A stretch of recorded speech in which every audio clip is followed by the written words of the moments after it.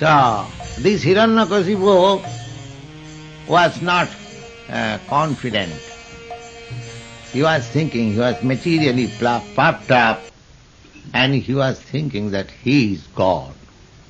When his son, fortunately his son Prahlad Maharaj, he was a great devotee, Vaishnava, by the grace of Narada. And he was always in Krishna consciousness. When he was in his school, 5 years old boy, and naturally the school was an atheistic school. Just like nowadays, in no school colleges, they encourage any theological study. And what is called secular state. So gradually we are becoming like that Hiranyakasipu, but Hiranyakasipu tried, Ravan tried, Kamsa tried to exist without God, but they did not exist. So nobody can exist. So this Hiranyakasipu tried to protect himself by so many material ways, but when he was too much against his innocent devotee son, then Krishna appeared as Nishingadev, and he was very fearful, so much fearful that all the demigods came to pacify him, but he was groaning and in anger. So there is anger in God also. Somebody says that why God should be angry. No, God, there is anger. Everything is there in God. Otherwise, where anger comes from? He is the source of everything. But He is absolute. His anger is also as good as His mercy. That is the difference. When we become angry, there is no mercy. Mercy is far away from it. But God, Krishna, because He is absolute, either He is angry or He is merciful, He is the same. The word God is good. He is good when He is angry, and He is good when He is merciful. That is the difference. In the material, contaminated state, not only God, even God's devotee, they also acquire the same quality. Sometimes we see that saintly persons like Narada, Shiva, they also become angry and curse somebody, but that curse becomes benediction. So, that is the absolute stage. So Hiranyakasipu was killed by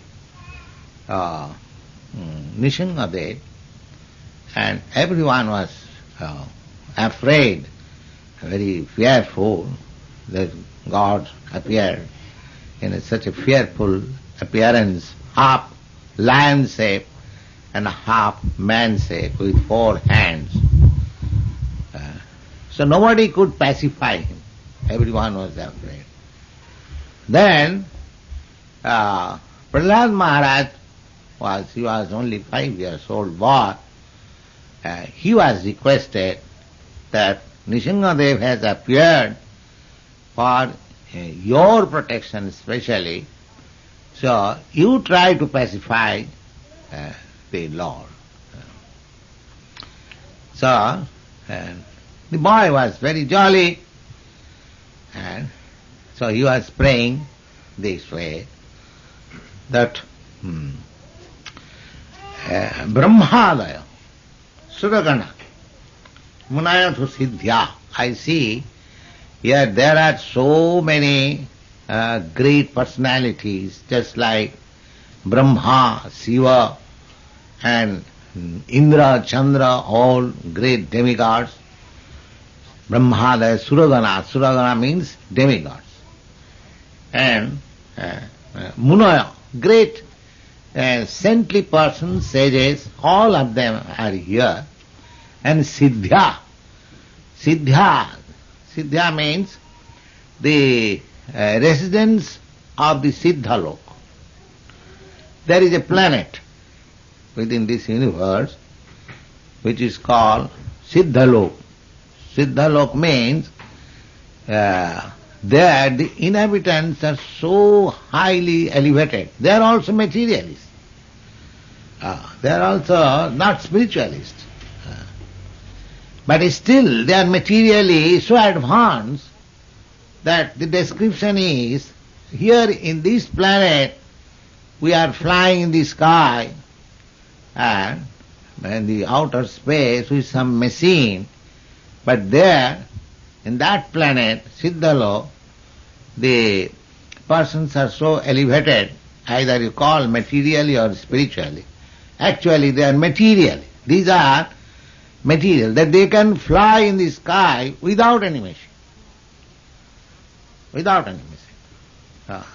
Wherever they like, they can go. Whatever they want immediately, that is Yoga Siddhi. You have heard of so much advertisement of yoga. Actually, when one becomes perfect in yoga, Ashtasiddhi yoga, 8 kinds of material perfection, that he can become the smallest, smaller than the atom. He can become. He can go out from anywhere. You lock him in airtight, packed, but he will come out. This is called Anima Siddhi. Actually, it so happened in Benares, there was a Swami, his name was Trailanga Swami. Trailanga Swami, he was wandering in the street naked. Government, it is not a very old story, say about 150 years ago, this happened in Benares.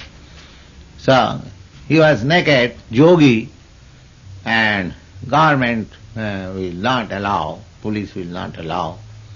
So he was thrice arrested and put into the custody, and thrice he came out. And then he became very famous man, simply by exhibiting one perfection of yoga. That means a yogi can come out. And not only Trailanga Swami, but we have seen one Mr. Chakravarti in our childhood in a circus. He was playing this part and he was packed up. First of all, his hands and legs were tightly knotted with seal. Then he was put into a bag, and the bag was also sealed. Then with this bag he was put in a box. The box was locked and sealed, and he came out from that box in everyone's presence. You have seen it. And again, and he was seen that he was packed up in that way. So Yoga Siddhi, these wonderful things are there. Similarly, one can walk on the water. He will not be drowned. He becomes so light, he can float in the air. These are. So Siddhya.